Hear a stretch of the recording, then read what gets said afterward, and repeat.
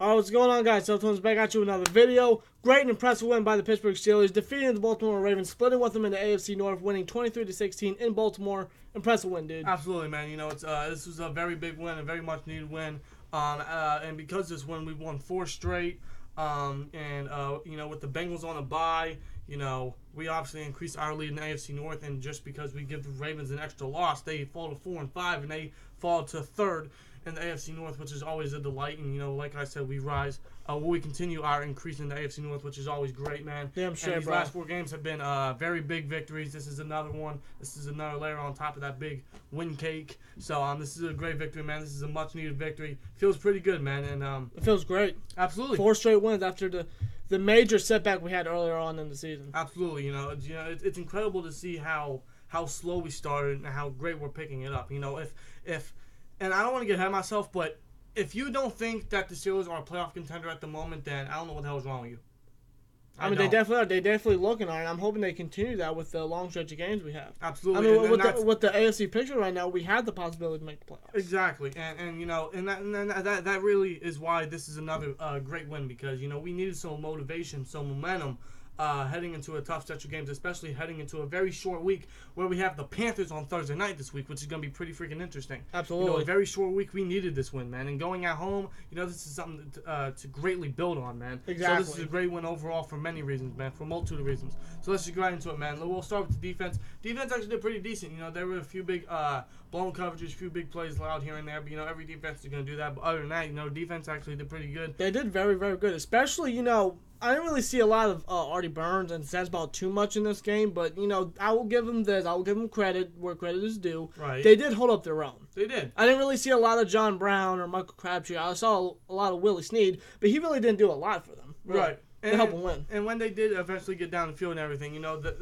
Steelers defense, the Steelers red zone defense really picked up. And really, yeah, I was really surprised right there, because that was the one thing I was really scared about, the Ravens red zone offense, because right. they're one of the best in the league. Right, and when they drove down the field, our red zone defense stepped up and slowed down and limited that Ravens red zone offense. Exactly. We were literally able to contain them just field goals. Only 1 touchdown, but that really didn't do too much for the Ravens, you know, exactly, at the time. Which is always great. And honestly, if it wasn't for many penalties and many pass interference, which some of them could be considered bullshit, you know, the Ravens wouldn't have done much. So you piled on top of it, you know, it was a very good performance by the defense, honestly. Exactly, but I want to go back to the penalties. These penalties got to stop. There may be some bullshit calls, but nonetheless, they have to stop. Yes. That's the one thing that's killing us. That was the one thing that was allowing the Ravens to go down the field. Right. If those penalties didn't happen, the Ravens probably would have had maybe probably had 13 to 10 points at least. Yeah, they would have done absolutely nothing if it wasn't for the penalties. So 10 or 13 points. Yeah, pretty much. So overall, the defense looked pretty good. You know, the pass rush, you know, for either pass rush, you know, it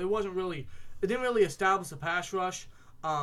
Except, of course, our pass rush established late in the game where Stephon Tuitt got what was clutch as hell and got a phenomenal, basically game-winning sack on Joe Flacco, which was massive. Exactly. It basically sealed the deal for us. So that was a phenomenal job by Tuitt, man. Him stepping up big time in clutch moments. So that's great to see. Hopefully, we continue that down the line. So defense. And by the way, Mike Hilton, I am willing to argue that he is our best defensive back right now. He probably is. You know, you could debate him and Joe Hayden, but I'm going to go with Mike Hilton. That's just me.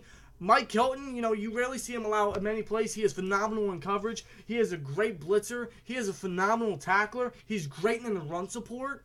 He is a fantastic player. And to think that he was literally applying for Foot Locker last year until we started giving him a call, and look what he's done for him. Dude, he was undrafted coming out of Ole Miss, dude. And I keep saying this. He is what Senquez Golson should have been. Exactly. It's weird because they went to the same college and they were on opposite sides, and to see him be better than the guy that was supposed to be better is phenomenal. You know, his story is phenomenal, man. Exactly. And to see him play like this and establish his career and basically be a staple for this defense, exactly. I love it, man. Mike Hilton is one of the key defensive backs and defensive players overall on this defense. That showed back in Week 4 when he didn't play. This game, you saw a major difference. Exactly, and hopefully we sign him to a long-term extension after this season. And if we do, either way, I still gotta get his jersey eventually. You know, without a doubt. You know, I mean, he's not in the top of my list of jerseys I have to get. You know, that guy right now it's James Conner.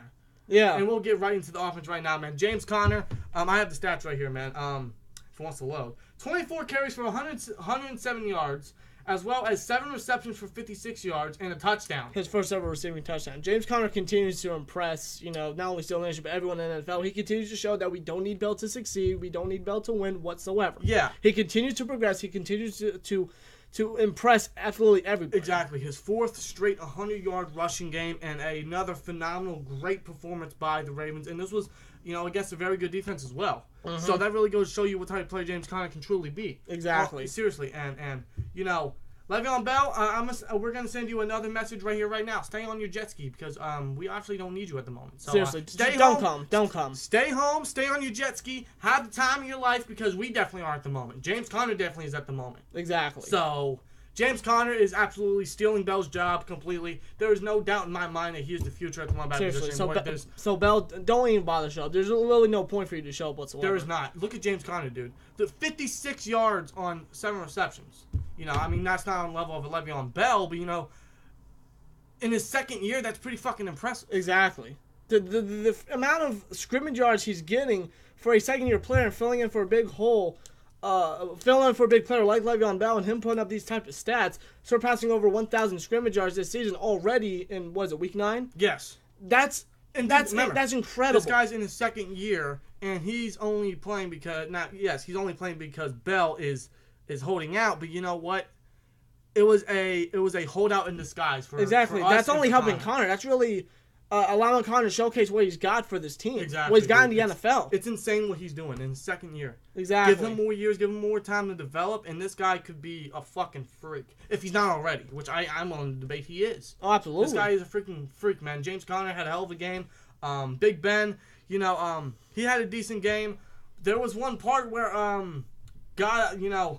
many people were saying that the Steelers season is over because he was rushing, and then he got tackled. I can't remember who tackled him. I think it was Darius Smith. Correct me if I'm wrong, but he was down for about. And then 5 he minutes. was grieving his shoulder. He was hurt supposedly. Quite frankly, I think he was overreacting because we all know how Ben is. I think I honestly think what happened was that he got the wind knocked out of him. That's right. all. Don't get me wrong. I was scared right there, because we all don't want Ben to go down. Of course. But when he got back onto the field after Josh Dobbs' first and only pass, in the game, which was miraculous, by the way. Yeah, and I want to get into Josh Dobbs real quick. I read a report just before we started recording that when Josh Dobbs came in, the first play that he was supposed to do was designed to be a run, which makes sense, a pretty inexperienced and of course our backup stepping in. Of course you're going to run the ball. Exactly. His first ever time being on the field in the regular season. Right. But the first play and only play that he came in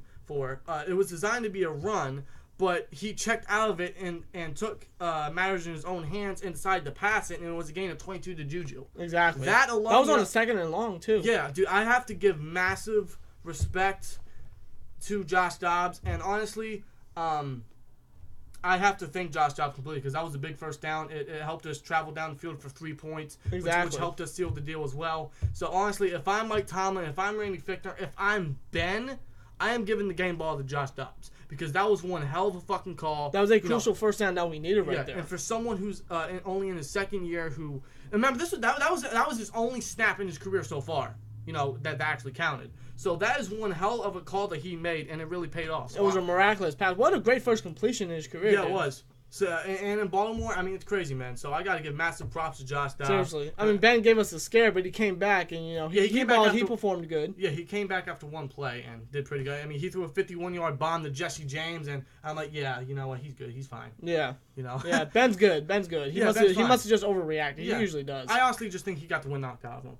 If that's the case, then Ben's cool. Our season is fine. Many people were saying our season's over. I kind of thought that myself. And I saw Ben coming out. I'm like, yeah. I'm not gonna lie. I was going the full Pittsburgh dag. Season over. Yeah, exactly. I was prancing up and down the steps and everything. Man, I was a little worried, but then Ben came in. I'm like, yeah, he's fine. Our season's cool. Exactly. We fine. Exactly. So, but Ben did good. Connor did fantastic. AB, he was a little limited, but he did get a touchdown. His 6th straight game with at least one receiving touchdown. Yeah. He had 5 receptions, 42 yards. He did have a touchdown, like you did mention. But, you know, I'm not really too worried about that because Jimmy Smith always does good against Antonio Brown. I have to give massive props to him. He always does good against Antonio Brown, so it's not I'm not too worried about. Yeah. But that led for guys like Ryan Switcher and James Conner. And Juju Smith-Schuster. Juju Smith-Schuster is continuing to show how clutch he is. Like that pass from Joshua Dobbs when he caught. Even some third down conversions that we really needed to make, you know, he caught them passes. Yeah, he did. You know, it really shows you how great of a player Juju is and how he can step up in crucial moments like that. Exactly. And, like, you got him in his second year, man, it's crazy. So, you know, overall, offense did very good. Defense did pretty good as well. So, overall, a very great performance, very big win, very good win for a multitude of reasons. Obviously, for the division, to send the Ravens back down number 3rd. With the Bengals on the bye, this was big. And to gain some momentum, heading into a short week and heading home into the Panthers, which is obviously this Sunday. So, this Thursday night. Excuse me, yeah, Thursday, which should be pretty interesting. Pretty tough because the Panthers are no joke at this point. Their offense is they're on a hot streak. I mean, they destroyed Tampa Bay. Which I know it's Tampa Bay, but, like, goddamn. Yeah, but their offense is freaking freakish, man. You know, exactly. Even their defense, you know, is stepping up a little bit. Exactly. So, you know, but that offense, and especially Cam Newton, you know, it worries me a little bit. Exactly. I will say that. So, overall, great victory against Ravens. Ravens, I got to give you mad props. You did put up a hell of a challenge. You almost did come back, but with Joe Flacco, you know, it's almost, you know, it's never really possible. Right. And once again, they gave us a tough challenge, which is really expected, especially in Baltimore, especially in a big game like this, because I'm hearing John Harbaugh's on the hot seat. He might get fired after this game. So that'll be 2 head coaches that the Steelers basically fire. Right. So because we also did it with Hugh Jackson, we could do it with John Harbaugh, but we'll see. Wouldn't that be back to back too? I think so. Yeah, you might be right. Oh wow, shit! Holy damn! Well, goddamn. I mean, we really do run the AFC North. I mean, I think we have 3 straight AFC North victories. I mean, we beat the Browns, we beat the Bengals, and we just beat the Ravens. Exactly. 3 straight, and they were very crucial. Very, man. Mad props to the Steelers. You know, you guys are doing fantastic. I hope you can continue to do this. Absolutely, man. Just keep it the fuck up, man. Heading into a short week, this is a great victory. Yeah, but let's enjoy this one. We advanced to 5-2-1. Like you said, first in the AFC North, send the Ravens down back to 3rd place in the AFC North. Bengals on bye week. Huge win. Let's enjoy this. Let's get ready for Carolina this Thursday, which should be a pretty intense bout, man. Heading home, this should be pretty fun, man. Absolutely. So, see you guys next video. Let's celebrate this win and see you guys next video. Like, comment, subscribe. We'll see you later. Peace!